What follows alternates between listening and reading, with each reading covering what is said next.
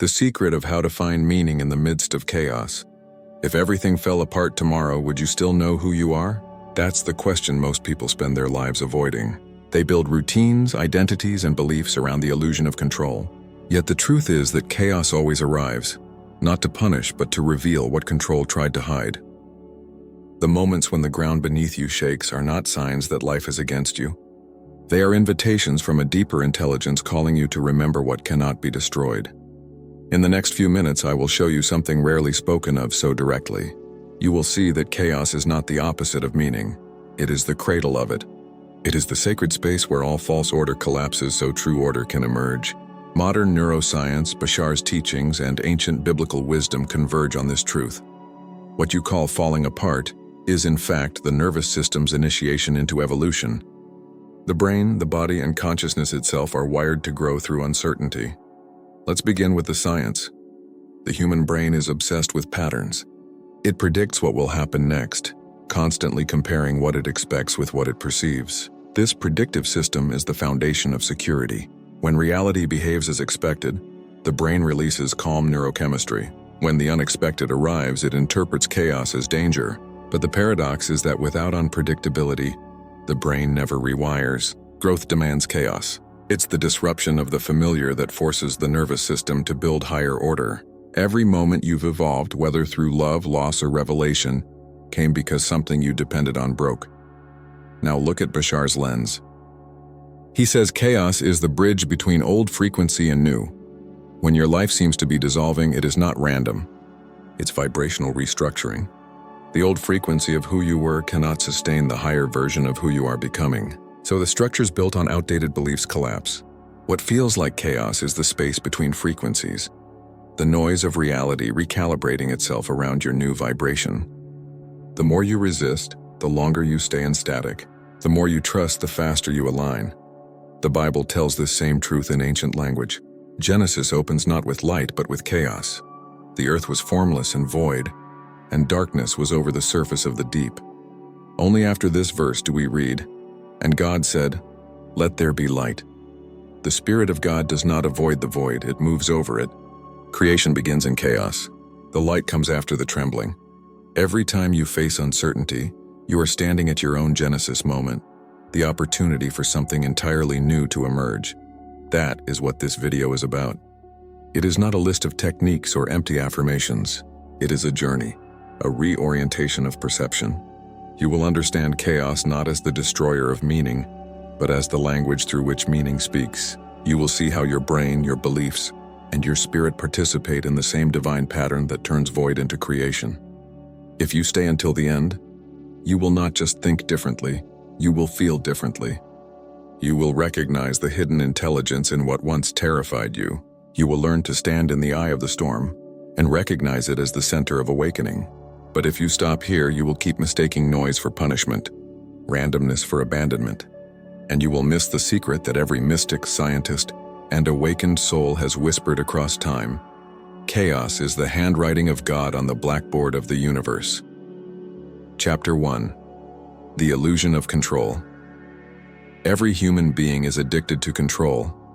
It begins subtly, organizing the day, planning the week, forecasting the future. Control feels like safety. It gives the illusion that life can be managed, contained, and predicted. But when chaos arrives, it tears that illusion apart, exposing what has always been true. Control is a psychological fiction.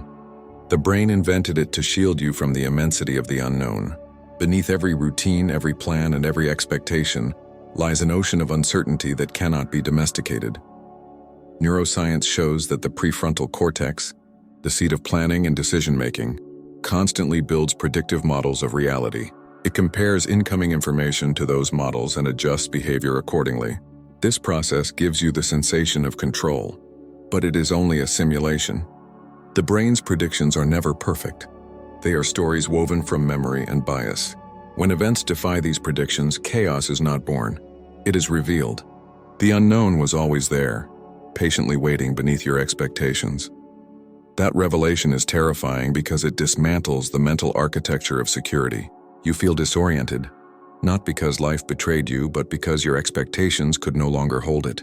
Yet this collapse is sacred. Bashar calls it the moment of realignment. the instant when the structure of belief gives way to the structure of truth. Chaos, in his view, is not destruction but correction. It is the universe recalibrating your vibration to match your higher frequency. The mind interprets that recalibration as loss because it cannot yet perceive the pattern forming beyond its control. Science supports this spiritual insight. Studies on the brain's response to uncertainty show that the same circuits that activate during physical pain also fire when expectations fail. To the mind, losing control feels like dying, but what is actually dying is the illusion of mastery. This is why so many people cling to predictability, even when it suffocates them. The brain prefers familiar suffering to unfamiliar freedom. It would rather live inside a small, controlled cage than risk the vastness of the open sky. The Bible exposes this same pattern in timeless language. Proverbs 3:5 says, "Trust in the Lord with all your heart and lean not on your own understanding." The verse is not a command to ignorance.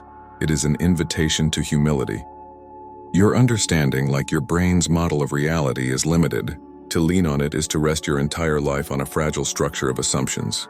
Trusting in something greater, call it God, consciousness, or the intelligent order of the universe, is not abandoning reason. It is recognizing that meaning exceeds logic. Control ends where faith begins. Look closely at your life and you will see how often chaos followed the collapse of control. The relationship you tried to manage until it broke. The career plan that dissolved overnight. The health you thought was guaranteed. Each time reality stripped away false stability, forcing you to meet the nakedness of the present moment. It is only there, in that raw exposure, that genuine meaning can emerge. When control dies, awareness awakens. Bashar often says, "Circumstances don't matter. Only your state of being matters." The illusion of control makes you believe circumstances create peace, but peace is born when you stop needing them to behave. The more you tighten your grip on how life should unfold, the more you disconnect from how it actually unfolds. True mastery is not control, it is coherence with reality. So when chaos shakes your plans, remember this: you are not being punished. You are being freed from a structure too small to contain your expansion. Control is a cocoon. Chaos is the cracking of the shell. What feels like collapse is the sound of truth making space to breathe. Chapter 2: Chaos as the Language of Creation. Chaos is not the opposite of order. It is the womb of it. Everything that has ever been created, from galaxies to thoughts, began as chaos, a field of potential waiting for direction. The problem is that human perception was trained to fear what it cannot categorize. When something escapes definition, the mind calls it disorder. But what if disorder is simply order in a form too vast, too intricate, or too new to be understood yet? Physics calls this principle self-organization. Systems that appear chaotic, clouds forming, rivers winding, stars igniting, follow precise mathematical patterns. Within turbulence lies symmetry. Within randomness, rhythm. The same truth governs consciousness. When your life descends into chaos, it is not collapsing. It is reorganizing. The patterns you outgrew are disintegrating so higher patterns can take shape. The Bible opens with this revelation. The earth was formless and void, and darkness was upon the face of the deep, and the Spirit of God moved upon the waters. Before light there was the deep, untamed, unshaped, undefined. The divine did not destroy that chaos. It moved within it. Meaning was born not by erasing the void, but by entering it. Creation is not the conquest of darkness. It is the illumination that arises from within it. Bashar describes chaos as the bridge between old and new frequencies. When you shift vibrationally, when your consciousness expands beyond your current reality, everything not aligned with that new vibration begins to fall apart. The body may feel restless, the mind confused, the emotions unstable. That is the frequency of creation rearranging itself through you. If you resist, the bridge becomes suffering. If you surrender, the bridge becomes transformation. The difference is interpretation. Neuroscience mirrors this principle. Studies of the human brain under pressure reveal that moments of high uncertainty stimulate neural plasticity. In chaos, the brain becomes adaptable.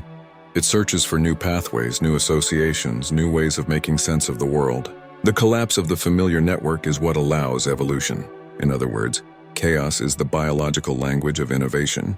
The same neural disarray that feels like panic is the signal that you are growing beyond the map your mind has known. This is why every spiritual awakening begins with disruption. The caterpillar dissolves into formlessness before becoming a butterfly. The seed must break apart before it sprouts. Every transformation requires disintegration. What you call falling apart is the body's and soul's way of preparing for rebirth. The anxiety, confusion, and loss of meaning you experience are not malfunctions. They are the shaking of the old frequency making room for light. Look closely at your own life, and you will find evidence of this pattern. Think of the moments when clarity came only after collapse, the job that ended and led to your true vocation, the heartbreak that forced you to meet yourself beyond attachment, the failure that revealed what success could never teach you. Chaos is the teacher disguised as destruction. It breaks what is false to expose what is real. In physics, chaos is the birthplace of complexity. In consciousness, it is the birthplace of wisdom. In spirit, it is the birthplace of faith. The language of creation has always been movement, vibration, uncertainty. You are not being undone. You are being rewritten in the alphabet of evolution. And if you can stay present long enough to listen, you will discover that chaos is not screaming at you to escape. It is whispering that something new wants to be born. Chapter 3. Neuroscience of Uncertainty. The human brain is wired to crave certainty. It predicts, plans, and protects. Every moment, billions of neurons fire to reduce the unknown into patterns the mind can manage. This constant prediction is what gives us the illusion of stability. But chaos enters when life refuses to follow the script. The brain calls that error. Scientists refer to it as prediction error, the space between what we expect and what actually happens. That space is uncomfortable because it exposes the mind's limitation. It cannot predict life perfectly. Yet within that discomfort lies the seed of evolution. Neuroscience has shown that prediction error is what drives learning. Each time your brain encounters the unexpected, it must rewire. New neural pathways form to interpret the new reality. Growth requires chaos. Without it, the brain becomes rigid, locked in repetition. The same mechanism that makes uncertainty painful also makes transformation possible. In this way, the biological purpose of chaos is expansion. Bashar explains it through vibration. When you shift to a new frequency, your external circumstances may seem unstable because they no longer match your internal vibration. That mismatch feels like confusion, but it's actually recalibration. The chaos is proof that you are in transition from the old version of yourself to the new. The mind interprets uncertainty as danger, but consciousness recognizes it as birth. Think of Peter stepping out of the boat in the Bible. The sea beneath him was wild, unpredictable, chaotic. Yet faith allowed him to walk on what others feared. That story is not about miracles, it is about state of consciousness. Peter's step represents every time a human being chooses faith over fear, alignment over control. When he doubted, he sank. When he trusted, he walked. The waves did not change. His state did. Modern psychology affirms that meaning often arises after moments of deep uncertainty. Viktor Frankl wrote that those who can find purpose within suffering endure what others cannot. The brain's chemistry follows belief. Hope releases serotonin. Despair suppresses it. Faith is not just spiritual, it is biochemical. When you believe chaos has purpose, your body responds with resilience. When you believe it is random, the same system collapses.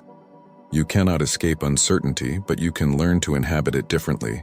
The unknown is not your enemy. It is the workshop where consciousness crafts new forms of understanding. Chaos and uncertainty are not interruptions to your path. They are the path itself. Chapter 4. Bashar's perspective. The zero point of meaning. According to Bashar, there is no inherent meaning in any event. Everything is neutral until you assign meaning to it. The universe is a mirror. It reflects the interpretation you project.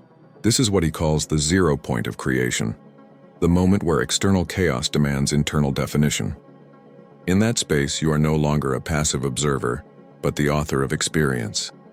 When chaos strips away what you thought you knew, it is forcing you to rediscover meaning from within.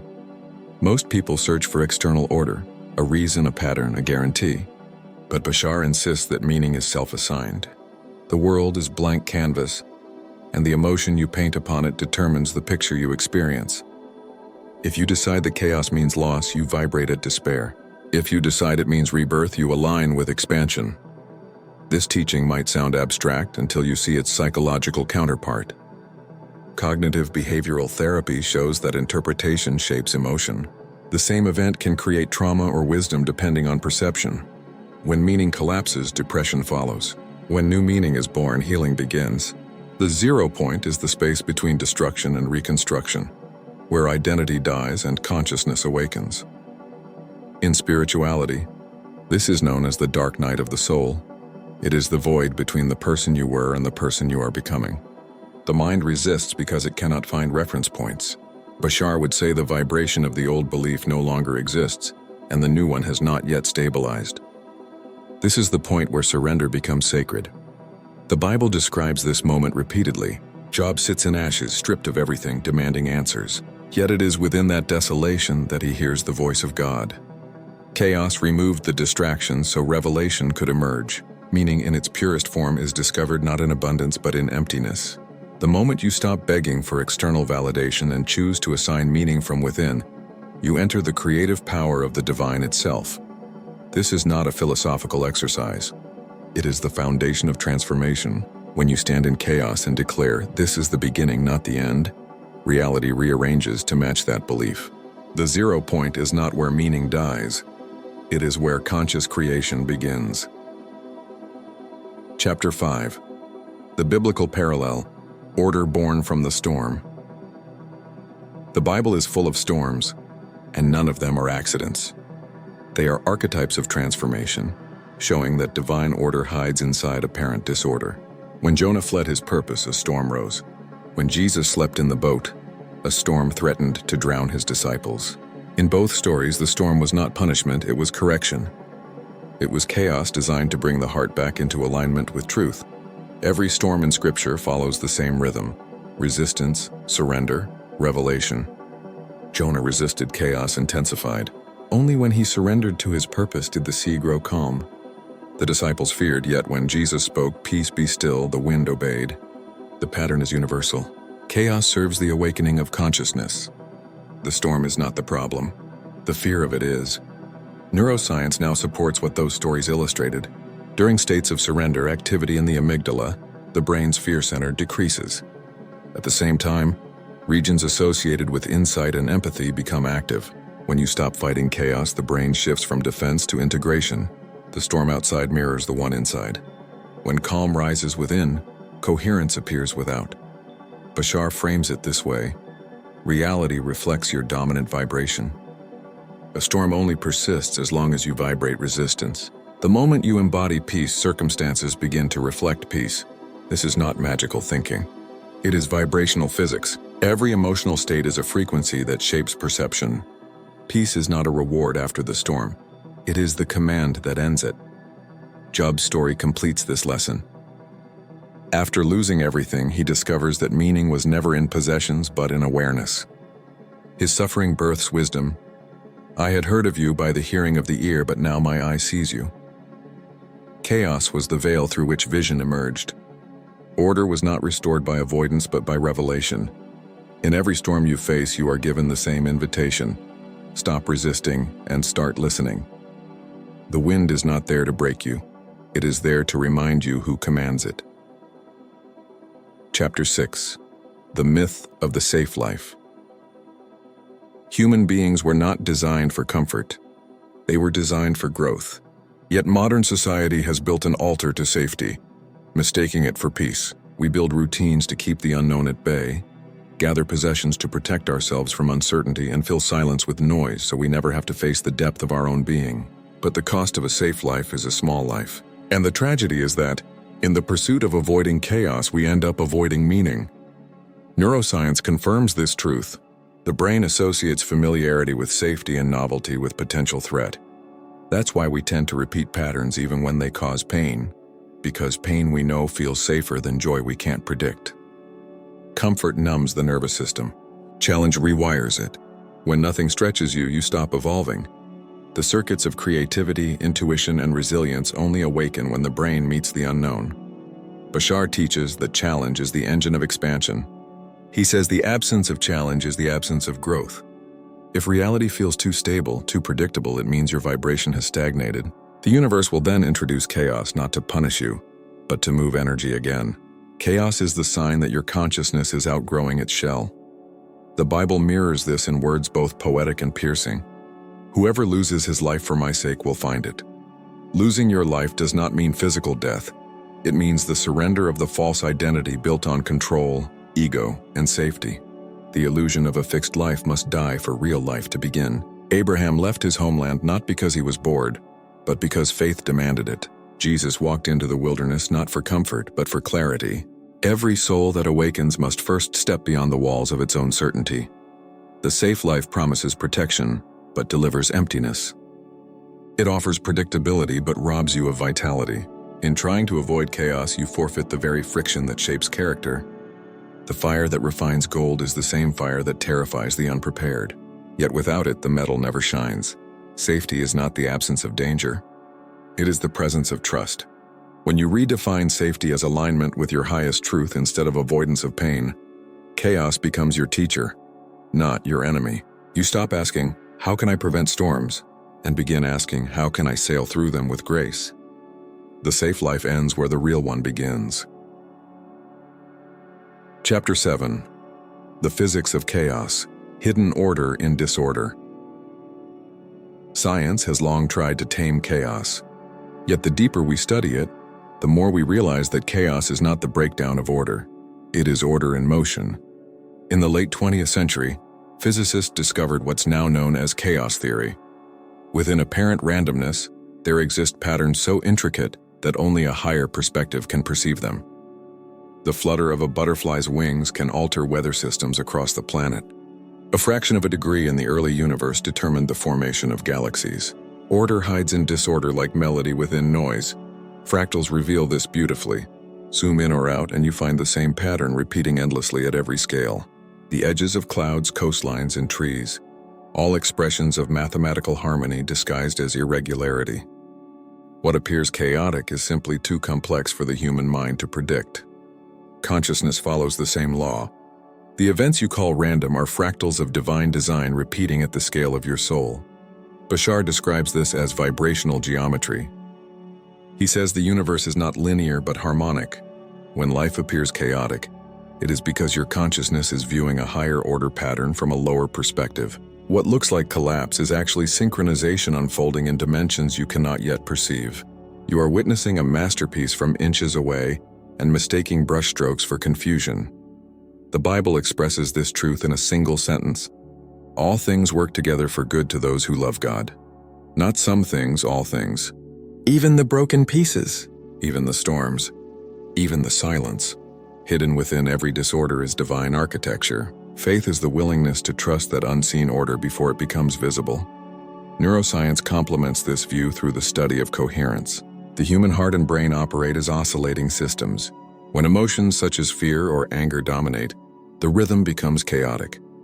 When gratitude or peace rise, coherence emerges, heart and mind synchronize. The same is true in the universe. Chaos is the disharmony preceding synchronization. When consciousness harmonizes with love, the universe mirrors coherence. What this means is simple but profound. You are never outside of order. You are only outside of perspective. The apparent randomness of your experiences is the precise choreography of your evolution. When you learn to see through chaos rather than fight it, you realize that the universe was never broken. It was just bigger than your understanding. Chapter 8. Human Stories, Transformation Through Ruin. Concepts become real when they touch human life. Every story of awakening begins with collapse. The individual loses everything believed to be permanent and discovers what cannot be lost. Scientists call this post-traumatic growth, the phenomenon where people who face extreme adversity often emerge with greater wisdom, empathy, and purpose. Studies show that meaning born from struggle rewires the brain for resilience. Chaos becomes the crucible of character. Consider Joseph, betrayed by his brothers, sold into slavery, imprisoned without cause. Every chapter of his life looked like ruin. Yet each descent was positioning him for elevation. When famine struck the land, he became the very one who fed those who had betrayed him. What others meant for harm, the divine turned for good. The pattern is eternal. Descent precedes revelation. Bashar would describe Joseph's journey as a vibrational path. Every act of betrayal shifted him closer to alignment with his higher frequency. The universe orchestrated contrast to reveal purpose. In Bashar's terms, resistance to what is blocks expansion. Joseph's acceptance of every moment allowed his vibration to stay coherent with destiny. The chaos of his life was not random. It was resonance in disguise. Modern examples echo the same. People who lose careers find vocation. Those who suffer illness awaken empathy. Those who confront death learn to live. Neuroscience confirms that when the prefrontal cortex quiets during crisis, deeper networks activate. Insight, intuition, and creativity increase as the ego's control diminishes. Chaos, when endured consciously, opens gateways no calm ever could. The Bible and science agree on this principle. Breakdown is not the opposite of breakthrough. It is its process. The seed must split before it can sprout. The phoenix must burn before it can rise. Every collapse holds encoded instruction. The question is never, why did this happen to me? But what is this trying to awaken in me? The stories of those who find purpose through pain remind us that meaning is not discovered in avoidance, but in integration. Chaos is not the interruption of your story. It is the turning of the page. Chapter 9. Meaning as frequency, not thought. Meaning is not an idea you think. It is a vibration you emit. The mind believes that understanding is intellectual, that comprehension is enough to heal confusion. But real meaning is not cognitive, it is experiential. You can describe love endlessly and still never feel it until you align with its frequency. Meaning works the same way. It is not built from analysis. It is revealed through resonance. Neuroscience supports this. The limbic system, the emotional brain, processes feeling before the neocortex interprets thought. In less than a heartbeat, emotion colors perception, deciding whether you call an event threat or opportunity. Your vibration precedes your logic. The story you tell about chaos is written by the emotional frequency you occupy. That's why two people can live the same event. One finds despair, the other finds awakening. It is not circumstance but state that determines meaning. Bashar teaches that frequency and meaning are inseparable. You don't attract what you want. You attract what you mean vibrationally. Chaos, therefore, is not external punishment but internal mismatch. When your energy expands faster than your beliefs, reality destabilizes until coherence returns. He says circumstances are neutral. It is your definition that gives them direction. When you define chaos as the void between worlds, you rise in frequency. When you define it as the end, you sink into density. The Bible translates this law into the language of the heart. Out of the abundance of the heart, the mouth speaks. The heart, in Hebrew thought, is not emotion but the center of being. Meaning flows from it. The words you speak, the thoughts you repeat, the emotions you dwell upon, they are frequencies crafting the reality around you. If your inner world vibrates in fear, chaos will mirror fear. If it vibrates in faith, chaos becomes order in disguise. This is why silence, prayer, and meditation are not escapes from chaos, but recalibrations of frequency. When you stop trying to control and start attuning, your energy reorganizes reality. The scientist calls it coherence, Bashar calls it alignment, and the mystic calls it faith.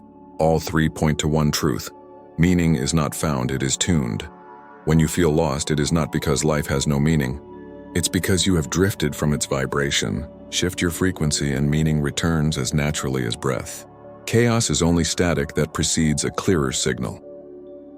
Chapter 10. How to find stillness within chaos. If chaos is the language of creation, stillness is the translator. The mind believes it must escape turmoil to find peace, but stillness is not somewhere else. It is the center of everything. The eye of the storm exists inside the storm, untouched by its winds. Learning to access that center is the essence of mastery.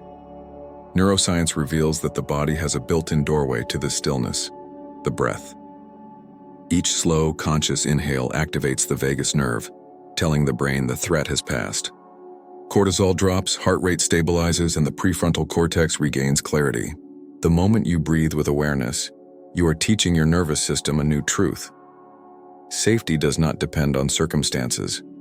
It depends on connection. Bashar would say that breath aligns you with the present frequency. The now is the only dimension without chaos because it has no comparison. No past to mourn, no future to fear. When you breathe fully into the now, You exit the timeline of anxiety and enter the timelessness of being. The Bible says it differently but means the same. Be still and know that I am God. That verse is not an instruction to do nothing. It is a technology of consciousness. Stillness is not the absence of movement. It is the alignment with divine rhythm. Practice this. In the middle of noise, pause. Feel the ground beneath you. Let the breath deepen until thought slows. Ask nothing of the moment except awareness itself. As you breathe, notice how chaos begins to lose its edges. The same events exist, but they no longer define you. The body softens, the mind expands, and you realize peace was never outside. It was the observer within. Stillness is not a reaction to chaos. It is the recognition that chaos and calm are two expressions of the same field. When you stop dividing them, both dissolve into harmony. In that space, meaning is self-evident. Chapter 11. The Role of Faith in the Unknown. Faith begins where understanding ends. The human mind demands clarity before surrender, but the soul demands surrender before clarity. The paradox is that faith feels like falling until you realize you were never without ground. Neuroscience shows that uncertainty activates the brain's alarm system, flooding it with stress hormones. But when individuals engage in trust-based states, through prayer, meditation, or devotion, the prefrontal cortex quiets, and dopamine and oxytocin rise. The body interprets faith as safety. It is not blind belief. It is biological alignment with trust. Bashar defines faith as the willingness to act on your excitement without needing assurance of the outcome. He says that faith is the physics of flow. It moves energy from potential to manifestation. When you hold back waiting for proof, you trap the frequency. When you move in trust, the universe reorganizes around your courage. Chaos only feels eternal because you are standing still at the edge of it. The moment you step, paths appear. The Bible offers the same science in sacred words. Faith is the substance of things hoped for, the evidence of things not seen. Faith is not wishful thinking. It is vibrational substance. It precedes sight because consciousness creates before matter confirms. Abraham left his homeland without direction, trusting that guidance would come. Each step revealed the next. Chaos turned to covenant not through explanation but through movement. Faith is not the absence of fear. It is decision in spite of it. It does not erase chaos. It transforms relationship to it. Where fear says, "What if I fall?" faith answers, "What if I fly?" The difference between despair and revelation is not circumstance. It is the state of belief held inside the unknown. So the next time chaos clouds your path, don't wait for proof to trust. Walk. The universe reveals meaning only to the one who dares to move without seeing. Chapter 12. The Mirror Principle. Everything in your life is a mirror, reflecting not who you wish to be but who you are being right now. It is one of the hardest truths to accept because it removes the comfort of blame. Bashar teaches that reality is not happening to you. It is responding through you. Every chaotic situation, every conflict, every delay is not random, it is feedback. It mirrors your vibration so you can see what you could not feel. When you look around and see disorder, it is not proof that the universe is broken. It is evidence that your inner frequency is calling for realignment. In psychology, this is known as projection. The mind externalizes what it denies within itself. What you resist in others is what you repress in yourself. The chaos you see is not an enemy to defeat, but a message to interpret.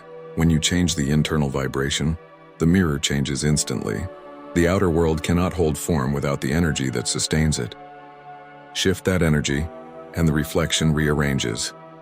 Neuroscience gives this principle biological support. The brain filters perception through expectation. What you believe, you perceive. Two people can experience the same event, yet one finds meaning and the other finds misery. Their eyes receive the same light, but their brains construct different realities. The mirror is not outside. It is within the neural interpretation of experience. You are never seeing life as it is, only as you are. The Bible translates this principle through divine law. As a man thinketh in his heart, so is he. This means that inner belief precedes external form. The heart, as consciousness, radiates vibration long before thought takes shape. The universe echoes that frequency back in people, events, and timing. When chaos appears, it is the mirror revealing what belief is active beneath awareness. That is why ignoring or fighting it only amplifies the reflection. Clarity comes when you accept the message without judgment. This realization is not meant to shame, it is meant to empower. The mirror does not accuse. It reveals. Every reflection gives you a choice to react or to refine. If you look at chaos and ask, "What belief in me is this showing?" you move from victimhood to authorship. Change the vibration and the mirror must follow. The reflection cannot disobey the source. The mirror principle is both sobering and liberating. It leaves you with no one to blame and nothing to fear. Life is not testing you. It is translating you. Every reflection is an invitation to alignment. Chapter 13. Practical Framework. Turning Chaos into Clarity. Knowing that chaos mirrors consciousness is powerful, but transformation requires practice. Meaning is not theory, it is lived alignment. There are 5 inner movements that turn chaos into clarity: awareness, acceptance, alignment, action, and appreciation. They are not steps to follow mechanically, but frequencies to embody consciously. Awareness is the first movement. You cannot transform what you refuse to see. When chaos arises, pause before reacting. Observe the emotion without fusing with it. Neuroscience shows that labeling emotion activates the prefrontal cortex, restoring regulation. Awareness is light. Light dissolves confusion. Acceptance is the second. Acceptance does not mean liking what is happening. It means ceasing to fight reality. Bashar says resistance freezes vibration. The moment you say, "This too is part of my process," energy begins to move again. The Bible echoes it. Be still. Stillness is acceptance in motion. Alignment is the third. Ask, what version of me is this situation asking to emerge? Every challenge contains a hidden invitation to embody higher frequency. When you answer that call, chaos reorganizes into order. Action is the fourth. Faith without works is dead. Consciousness must be lived through behavior. Once aligned, take the next inspired step. Small congruent action grounds vibration into matter. Appreciation is the fifth. Gratitude is the frequency that locks the new state into place. Neuroscience shows gratitude rewires neural circuits toward optimism. Bashar calls it vibrational confirmation. The Bible calls it praise. Both are frequencies that stabilize meaning. When these movements merge, chaos ceases to be an adversary. It becomes dialogue. Each time you move through awareness, acceptance, alignment, action, and appreciation, you are not escaping chaos. You are speaking its language. And that language always says evolve. Chapter 14. The Collective Dimension of Chaos. What you feel individually is magnified collectively. Humanity itself is undergoing a vibrational shift, and the turbulence you see on a global scale mirrors the same process within your mind. Wars, polarization, environmental upheaval, these are not the signs of an ending but the contractions of a birth. Bashar calls this the planetary transformation, the transition from separation consciousness to unity consciousness. When a collective frequency rises, old systems built on fear and control collapse. The noise you see is the dismantling of what can no longer sustain life. Science, too, is beginning to acknowledge this interconnectedness. Studies on social coherence reveal that emotions are contagious. Fear spreads through networks just as calm does. The electromagnetic field of the human heart influences others around it. One coherent heart can stabilize many incoherent ones. This means your inner peace is not private, it is participatory. Every time you choose stillness, you broadcast balance into the human field. The Bible foresaw this pattern long before it could be measured. Nation will rise against nation, Jesus said, describing the labor pains of a new world. Those words were not warnings of apocalypse, but metaphors for awakening. The chaos of nations is the same as the chaos within a single soul. The old identity dying so the new can rise. The kingdom of heaven is not a place. It is a state of consciousness born through the breakdown of the old self. In moments of collective despair, it is easy to believe that meaning has vanished from the world. But meaning is not gone, it is being redistributed. Each person who finds peace within becomes a stabilizing cell in the global body. The transformation of humanity begins with one coherent heart. Your inner work is not isolated healing. It is planetary medicine. The same law applies individually and collectively. Chaos precedes creation. The more intense the shaking, the nearer the reordering. Do not fear the tremors. They are the sound of evolution assembling itself. The storm you see around you is the same spirit that moved upon the waters in the beginning, preparing once again to say, "Let there be light." Chapter 15. The Revelation, Meaning Was Never Lost. There comes a moment in every journey through chaos when the mind grows silent. Not because the storm has ended, but because the soul finally understands it. You begin to see that meaning was never something to find, it was something that was never gone. The search itself was the veil. All along, meaning existed beneath every fragment of experience, waiting for awareness to remember it. The chaos didn't erase it. It revealed where you had stopped looking. Bashar says that all experiences are self-created agreements between different levels of consciousness. Nothing happens without purpose, even when the purpose defies logic. Every event, pleasant or painful, is a mirror reflecting your chosen lesson of expansion. Meaning was never outside the moment. It was encoded within it. The only thing that changes is your perception of what it means. Neuroscience now supports this ancient truth.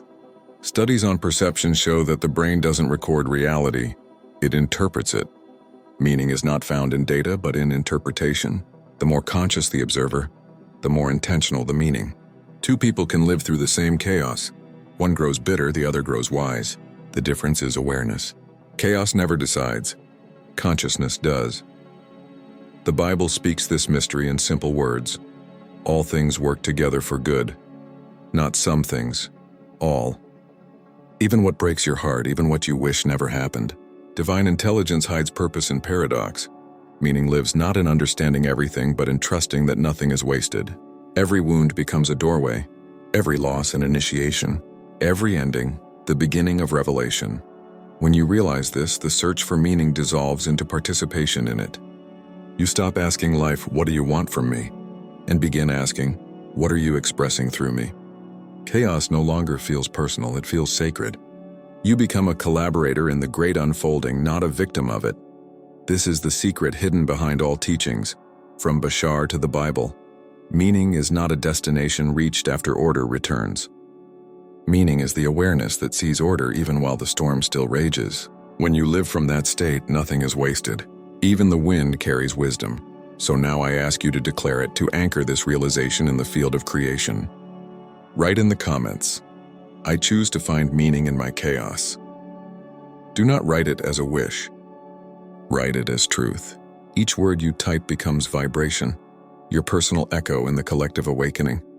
As thousands declare it together, a new frequency forms, one that turns confusion into clarity and fear into faith. Remember, you were never meant to escape chaos. You were meant to translate it. And the language of meaning is already written within you. Conclusion: the silence after the storm. The secret of how to find meaning in the midst of chaos is not really a secret. It is remembrance. The same intelligence that ordered the stars lives within you. The same spirit that moved upon the waters moves within your breath. The same pattern that transforms night into dawn transforms confusion into understanding. Meaning has never left. Only attention has wandered. The storms of your life were never punishments. They were initiations, sacred thresholds between who you were and who you are becoming. The science of the mind, the wisdom of Bashar, and the language of Scripture all point to one eternal truth. Chaos is not the enemy of order. It is the instrument of evolution. The void is not absence, it is womb. What feels like the end is always the invitation to create again. Breathe now and notice the quiet that follows understanding. That silence is not empty, it is full of potential. It is the same silence that came before light, the same stillness from which creation speaks. You have walked through the storm and discovered that peace was never something to reach. It was the awareness watching every wave. If this message finds you in the middle of your own storm, remember, you are not lost in chaos. You are being shaped by it. The winds that bend you are the same winds that carry you.